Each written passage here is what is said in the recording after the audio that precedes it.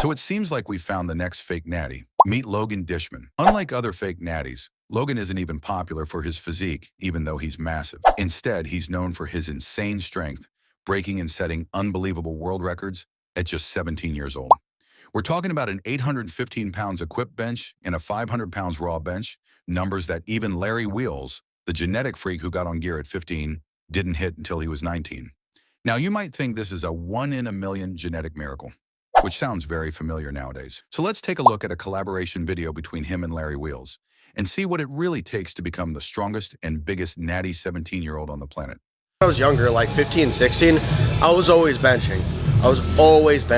But I had no idea like what protein was, what carbs was. You know, I've always just been genetically very strong. Like when I started dieting and like I said, my bench kept going up, that was randomly benching. I just do like dumbbell press. I'm very good at dumbbell press.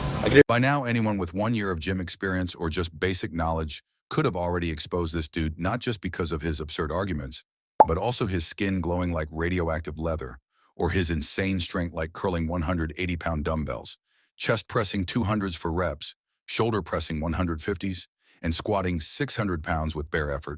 He also mentioned that he gained more than 200 pounds of muscle in only 2 years, all while still claiming to be natural, which made him pop off a lot, and that's when it all started to collapse. He was exposed by multiple influencers like TNF, Greg Doucette, and Big Boy Baker, who not only revealed he was on gear, but also caught him using fake plates. Probably willing to lie about the weight that you're pressing on the bar, which is why the 420 kilo bench that you posted the other week has 2 bumper plates for some reason before the last plate, and you've hid the 2 bumpers behind the last plate. If my brain was working just at 5%, I'd assume that you're just hiding the bumpers. So basically, lying to his audience, selling fake dreams to the teenage gym community, and indirectly encouraging them to take dangerous shortcuts, even if it risks their lives. And that's exactly what happened.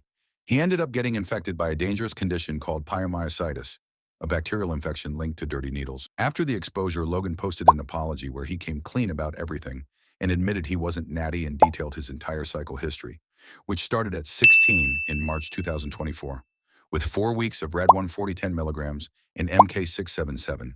Then in October 2024, with a 20-week cycle at 17, composed of 33 milligrams of Red 140, 20 milligrams of LGDD, and 30 milligrams of Onclo, and then started TRT in June 2025 with the following list. He then explained the reasons behind his fake natty claim, which are avoiding getting kicked out by his parents or facing severe consequences, preventing other teens his age from feeling pressured to use gear boosting his engagement, and land sponsors, which actually worked, since he's now sponsored by Young LA and Team Personal Record. He also added an honorable mention, saying he hopped on gear because he wanted to become the youngest IFBB pro and due to his body dysmorphia. In his bio, he wrote, "Moral of the story is, don't do anything without proper guidance. Something I didn't have the whole time, and it almost cost me my life. After all the exposure, I'm now getting proper help and focusing on bettering my health to become a better bodybuilder in the future, and most importantly, to stay alive.